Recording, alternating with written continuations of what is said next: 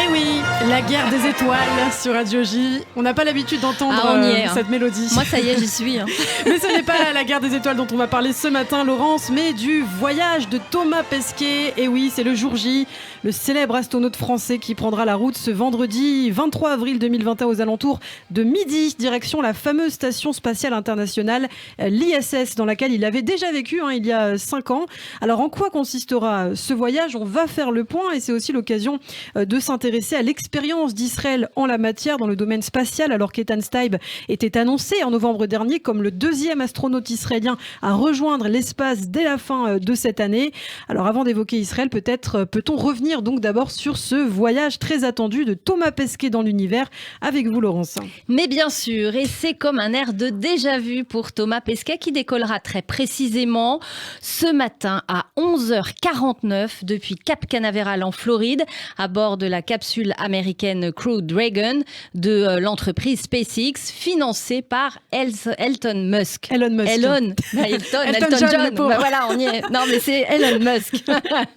C'est la première fois qu'un astronaute européen il sera à bord, pour rappel, de novembre 2016 à juin 2017 lors de son premier séjour. C'est à bord du vaisseau russe Soyouz que Thomas Pesquet avait rejoint l'ISS, situé à 400 km de la Terre. Le voyage durera cette fois 23 heures et à l'occasion, Thomas Pesquet sera accompagné de 3 coéquipiers. Et oui, une aventure qui devrait durer 6 mois, comme cela avait été le cas lors de son précédent voyage, donc vous l'avez dit en 2016. C'est une visite historique à plus d'un titre, Laurence, pour un Français. D'abord parce que là-haut, l'astronaute deviendra justement le Français qui a passé le plus de temps dans l'espace.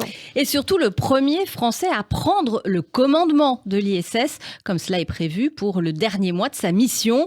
Une vraie reconnaissance pour ce Français dont on vante les nombreux exploits physiques et les caractéristiques intellectuelles fortes. À 43 ans, Thomas Pesquet est en effet un homme aux multiples ressources. Polyglotte, il parle 6 langues. Il pratique aussi une dizaine de sports. Et un voyage dans l'espace qui ne s'est par ailleurs pas fait sans préparation, puisque ce sont, c'est vrai, des heures de travail et notamment des exercices de très haut niveau qui ont été accomplis ces derniers mois. Difficile pour un être humain, par exemple, de passer des heures dans un scaphandre, dans une piscine pour s'entraîner avec le poids que cela engendre. Et oui, sans parler bien sûr des heures d'apprentissage du matériel technique, car Thomas Pesquet et ses coéquipiers doivent connaître tous les recoins des appareils. En cas de pépin, s'il y a le feu par exemple, il faut agir vite. C'est une vraie aventure avec, encore une fois, un seul objectif, le progrès scientifique. Effectivement, les occupants de la Station spatiale internationale ont un planning scientifique chargé comme il y a 5 ans. Thomas Pesquet devrait à lui seul mener une 60aine d'expériences, que ce soit dans le domaine médical, physique ou biologique. Les scientifiques étudieront davantage, d'ailleurs encore cette année, la microgravité sur les organismes et la matière. La physiologie humaine est au cœur des enjeux, notamment son adaptation au long séjour dans l'espace, dans le contexte, on l'imagine bien, d'un prochain retour vers la Lune et ultérieurement sur Mars. Le rêve ultime d'ailleurs de Thomas Pesquet. Et n'oublions pas non plus les sorties extravéhiculaires durant ce voyage, ces moments assez angoissants où les astronautes doivent sortir de l'ISS pour des opérations, par exemple de réparation dans l'espace. Thomas Pesquet, lui, en a déjà 2 au compteur, 4 sont programmés au cours de son nouveau séjour. Peut-être que ça lui donnera l'occasion de faire de plus belles photos encore. On est impatient de les voir, puisqu'on s'en souvient de ces photos incroyables qu'il avait partagées sur les réseaux sociaux il y a maintenant 5 ans. Des images inédites vues de l'espace, de France et de Paris notamment.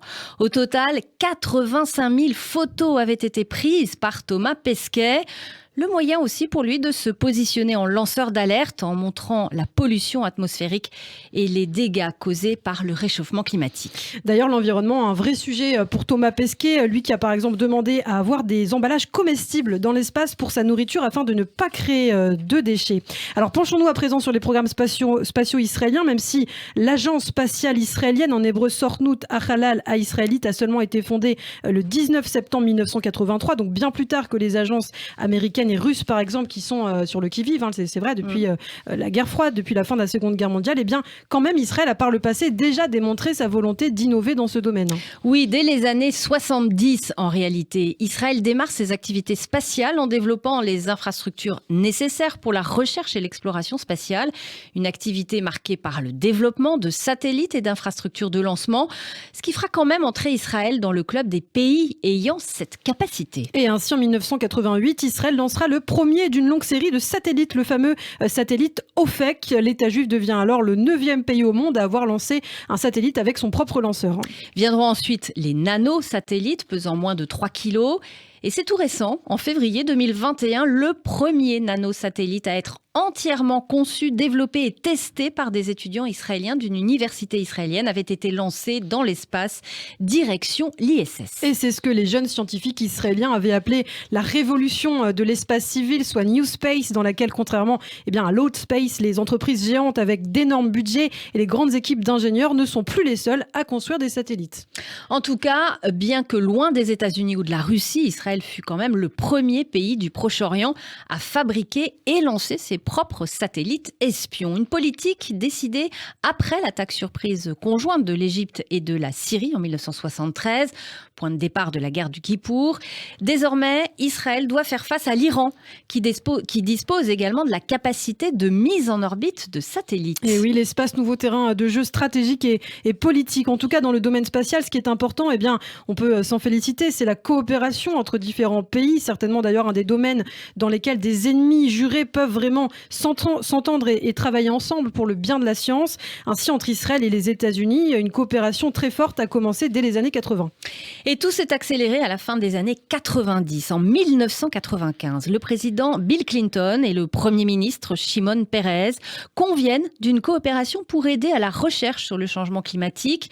Pour ce projet baptisé MEDEX, Israël et la NASA décident d'envoyer un astronaute qui réalisera des expériences dans le milieu spatial. Et il faudra attendre le 16 janvier 2003 pour qu'Ilan Ramon, le premier spationaute israélien, monte enfin avec 6 autres scientifiques dans la fameuse navette Columbia direction l'espace. Au total, les scientifiques mènent sur place près de 80 expériences dans les domaines de la biologie et de la recherche biomédicale notamment. Mais malheureusement, Laurence, le voyage va très mal se terminer. Et oui, le 1er février 2003, au retour sur Terre des astronautes et durant l'entrée de la navette Columbia dans l'atmosphère, la capsule se désagrège, tuant les 7 membres de l'équipage. Une partie des débris de la navette, qui avait plus de 20 années de vol, a été retrouvée, comble de l'ironie, dans la ville de Palestine, une ville du Texas de l'Est aux États-Unis. Et une tragédie qui ne démotivera pas toutefois les Israéliens, bien au contraire, même si cela a pris presque 20 ans, on le voit, Israël a enfin présenté donc le 2e astronaute qui se rendra dans l'espace. Son nom, Eitan Steib, un proche ami d'Ilan Ramon. Homme d'affaires israélien, devenu multimillionnaire en vendant des armes à des pays africains. C'est aussi et surtout un ancien pilote de chasse qui s'était distingué dans l'aviation israélienne en abattant dans l'espace de quelques minutes 4 avions ennemis durant l'intervention de Tsahal au Liban. C'était en 1982. Et avec 4 autres astronautes, Eitan Meir Steib, 62 ans, prendra donc le chemin pour l'ISS, la Station spatiale internationale. Il devrait quitter la Terre pour une mission privée qui aura lieu normalement au mois de novembre de cette année. À noter qu'Eitan Steib va par ailleurs auto-financer son séjour, qui devrait durer seulement 8 jours.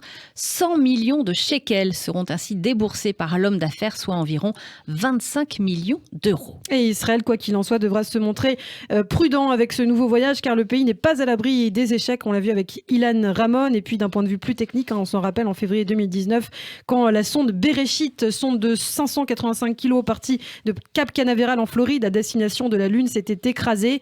Mais ces échecs font bien avancer la science quand même. Les Israéliens qui continuent d'innover, Laurence, aller toujours et encore plus loin, c'est bien, je crois, la devise d'Israël, n'est-ce pas ? Absolument.